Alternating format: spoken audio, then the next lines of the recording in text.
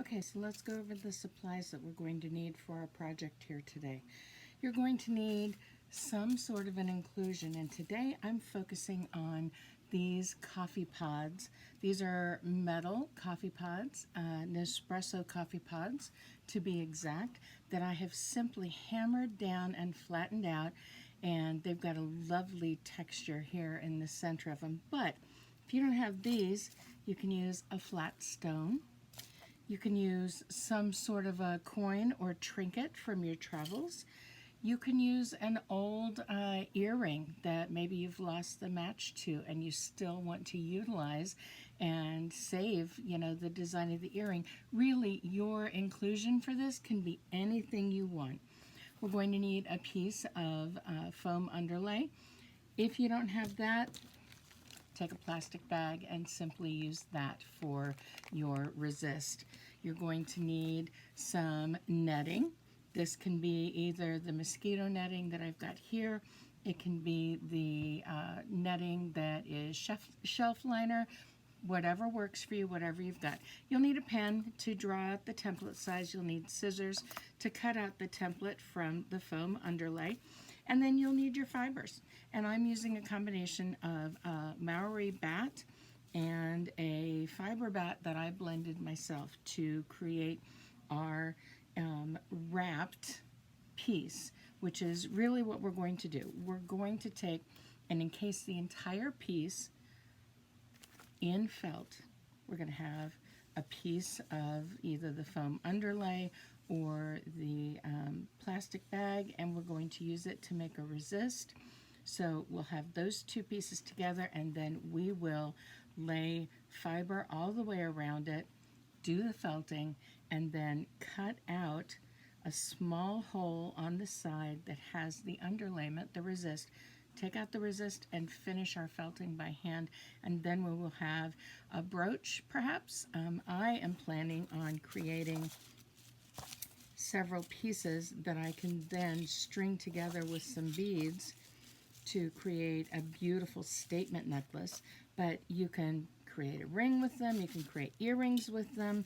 The Nespresso pods come in some wonderful metallic colors, and I am going to be sending all of you a couple of these Nespresso pods that I've already flattened out and a small piece of foam underlay so that you have the technical tools that you need to add to your stash of fibers and for you to create your own special little felt wrapped bauble. Okay, first things first, we need to create a resist to fit right over the top of the front side of our felted bauble. And I'm just taking and using one of these pods that I've flattened down, and I'm just using my pen to draw all the way around. So I know that I don't want this to be any larger than this entirety, okay? I'm going to come in about this far from the edges and cut around it because I want a smaller opening, and I want to have this foam underlay go underneath as far as it can, but I want to make sure that it's not going to open up when we start the fulling process to stretch further open so that this will pop out. I still want this to be held nice and firm in the felt. So once I've cut my template, then I just take my scissors and I cut out, right around the small piece, and then I am going to just cut right along inside here where I put that little dash mark, and that will give me the size of the foam underlay to fit right on top, just inside the edge. So I know that it's not going to have an opening any larger than this, and when I cut this, the felt open that's covering this, I'm going to cut a very small hole, and then I will determine, based on the fulling and stretching, how far open I am going to make that. So we're done with our scissors, we're done with our pen. Now let's go on to laying out. So I've got my tray. This is just to keep the water nice and contained. And I'm going to turn my bubble wrap this way because I don't need a wide space. I've just got this small little piece here that I'm doing. Now, I could do all 5 of these pieces at the same time, but for our purposes today, I want to make sure that I am focusing just on the one piece so that you get a really good idea of how this is all going to come together. Okay, so I have my warm soapy water here, and I have my fiber that I'm going to use right here. It's elevated, so I don't have to worry about it getting wet. I have my netting ready to go. I've got the bubble wrap set down, and I have my flattened pod and my resist for over the top of it. So let's get this started. Now the first thing I'm going to do is put down a layer of the plain purple, and then I am going to wrap that with the fiber bat. Now I'm just using my pod as a template for this, but it's not going to be the first thing that goes down. First thing I'm going to do is get this fiber bat wet, okay? Then I'm putting down my resist, and I'm putting my coffee pod down, face down, and then I am wrapping the fiber all the way around. And I may be pulling some of this fiber off because I don't need to have a huge amount to cover it. And then I'll use these fibers that I'm pulling off to then create, to cover up any holes or any gaps that are there. So I'm just wrapping the fibers around, holding the pod in place, just bringing these fibers up.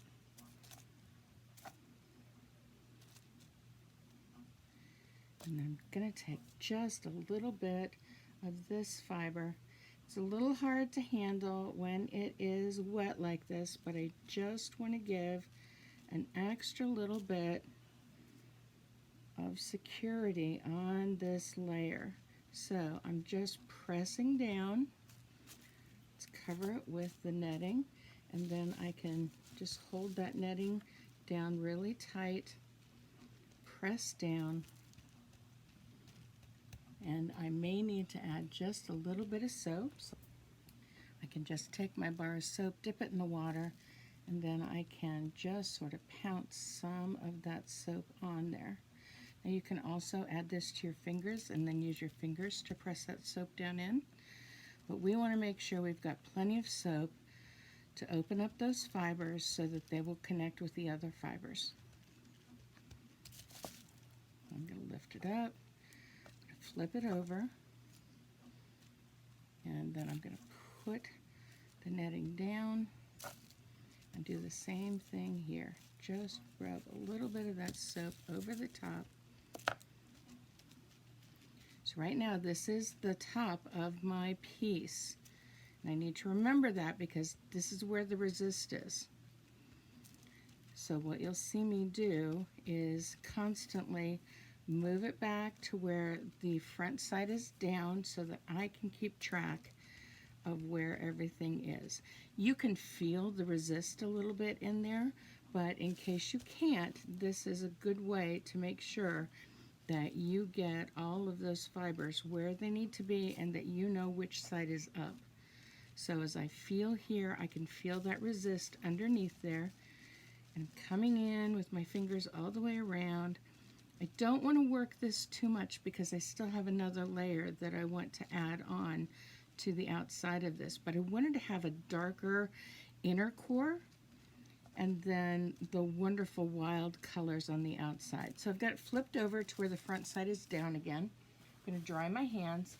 Keep a towel handy or some paper towels handy because you don't want to handle the fiber with wet hands. You guys all know how that goes.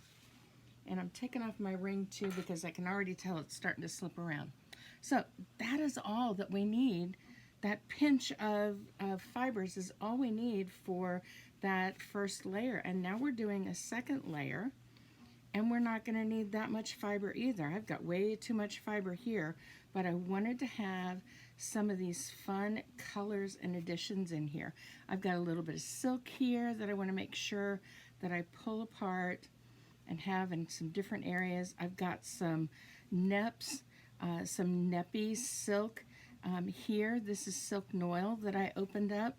So we've talked about silk before, and we know that we've got to have silk with other fibers around it in order for it to felt, right? So that's why I am making sure that I have got the silk sort of blended in. Now, this layer I am going to lay out in a radiating position, and I'm going to overlap each little bit of it. Now this layer I'm not having to add wet because we've got a lot of wet already in there, but I do need to make sure that I overlay wool over those fibers, over those silk fibers that are just not getting the same kind of reaction. They don't have those scales on them to open up, so I need to make sure that that silk has plenty of wool around it. Now the second layer I did not add wet. I just added the water by just dribbling it with my fingers over the top of this. And again, I'm just getting some soap on my hand, and then I'm pressing that soap in. And I just want to make sure that I've got plenty of soap to change the pH of these fibers so that they will connect with one another. And we're starting to get a little bit of suds going here, which is great. I'm going to carefully lift off the netting. And then I'm going to lift it out and fold those fibers over. Now I'm not worried if I've got a lot of fibers on this side because this is the front side. It's going to get cut away for the most part anyway. So I can let those fibers overlap and be really bulky on this side. It also, by having this extra bulk here, also helps me remember which side is the top. Because once we put fibers on, then it's a little tougher to see and to feel where that resist is. But because I've got these fibers overlapped here on the top, I can feel how they are coming together, and I can feel that bulk on this side, and that lets me know that this is the front side. So I'm just going to take a look at it without the netting on, and we're just going to work these edges in just a little bit. I want this nice and rounded. I'm going to take the netting, I'm going to wrap the netting on both sides, and I just want to start doing a little gentle massage. And I'll have my hands going in different directions. See, we don't need a lot of fiber, we don't need a lot of netting, we don't need a lot of bubble wrap. This really uses very, very little supplies. And if I have my hands going right, then I am moving this on both sides at the same time, and I can change the direction of my hands, and I can make sure that I am felting all the way around.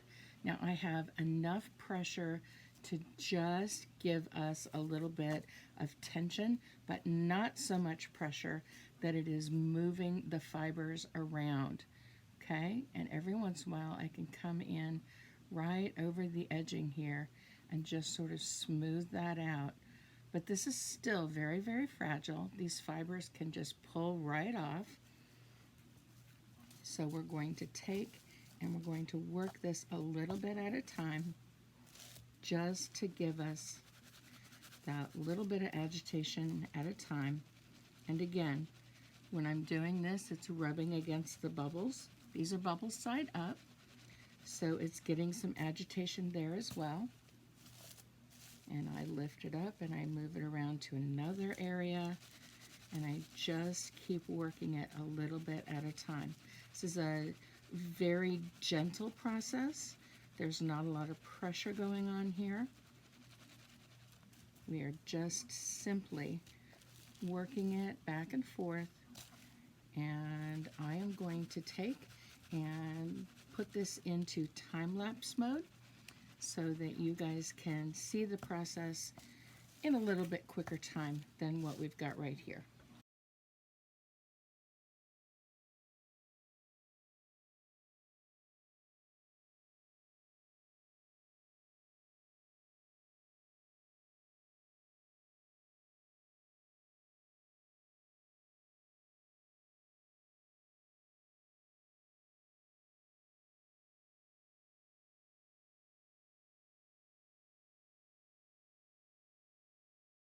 And just like that, we have passed the pinch test.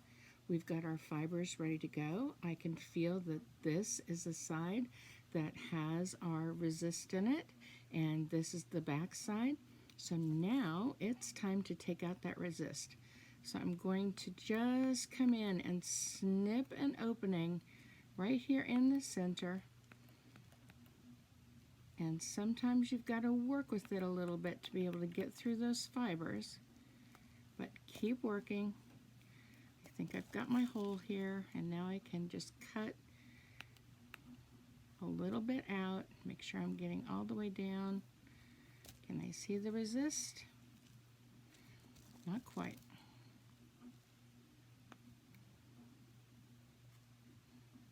I think we got it now. So I'm just going to cut a small circle out. And here's where having a small pair of embroidery scissors works really, really well. And I do not have mine handy, so I am playing with all of the scissors. Let's come in here with these good scissors. I think this will get us snipped. There we go.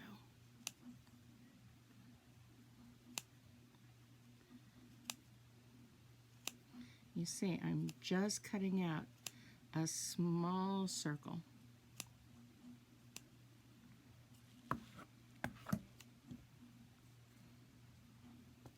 And now I can come in and clip off those little bits of extra. Okay, so our basic felting is done, and now it is time for me to work this edge, because I've got to work this cut edge to heal it up and to get the fibers that are right here on this cut edge working together so that they form a nice sealed bit. So I'm going to be working my fingers right along this edge. And it can be as simple as just going round and round like this. It can be pushing down and pushing down to get those fibers connected nicely. It can be working my fingers. It's a tough one to do for camera.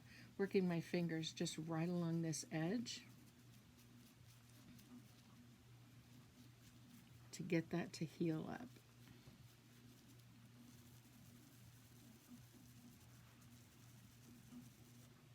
And sometimes you might need to add a little water just to get those fibers to start playing nice together.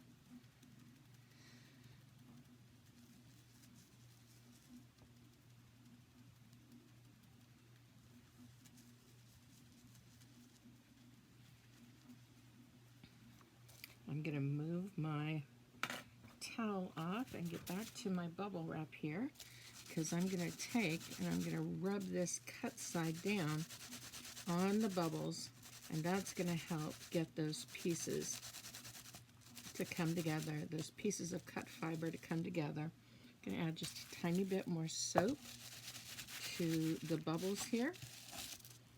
Notice the resist is still in there. I've not taken it out yet. That'll be the next step. But for right now, I'm just trying to heal up those cut edges so that they form a nice seal and those cut edges connect to one another so that I don't have to worry about any loose fibers from the underside. Because we've worked just on this outer edge. We haven't done a lot of felting on the inner side, and that's why we need to come in here and work this cut edge and make sure that we're getting those fibers connecting. And we can still work it like this too. This is a really nice way to both work the edges that were cut and to work the sides of the piece, so that we make sure that we don't stretch it open any further than we want. I just want a small opening to show off the texture of that hammered metal pod, because I think it's going to be a great counterpoint to the beautiful felt that is encapsulating it. And then every once in a while I'll come in with my finger and just work around and around both directions. And it's just going to take a few minutes of working this back and forth. And then I'm going to just work a little bit more on the bubble wrap. And I'll work on both sides.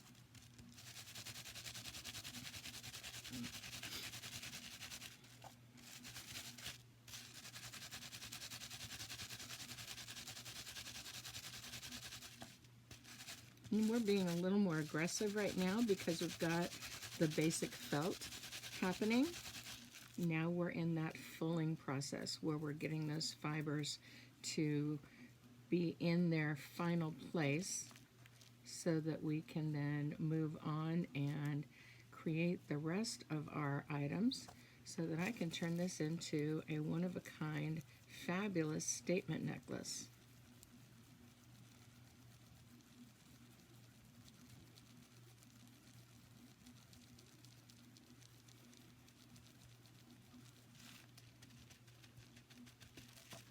Okay, we're going to give it a little bit more of a rub. I'm going to go around those edges again, and then I'm going to pull out the resist.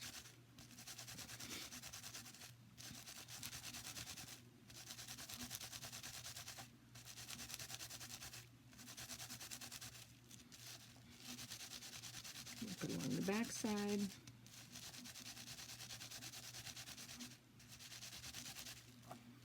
And then work it right along the edges here.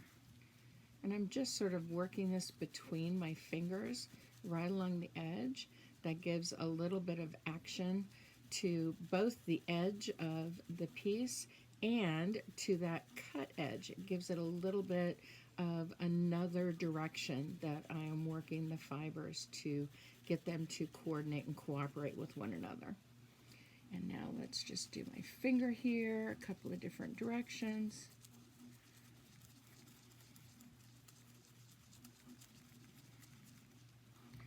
Press down, and one more time. Now when this dries, I may need to come in and trim off a couple of flyaway fibers after we pull out the resist. Those fibers are just going to be extras that didn't connect in. It's not going to be anything structural at all, but we are ready to remove the resist. And that's as simple as coming in. You might need to have something help you out a little bit. Where are my tweezers at? I don't know where my oh, this will work. Okay, so I've just got a seam ripper here, and I'm going to lift this up and pull that right out, and then I can work those sides again, and we are ready to rinse this in hot, then cold, then hot, then cold, and I will come right back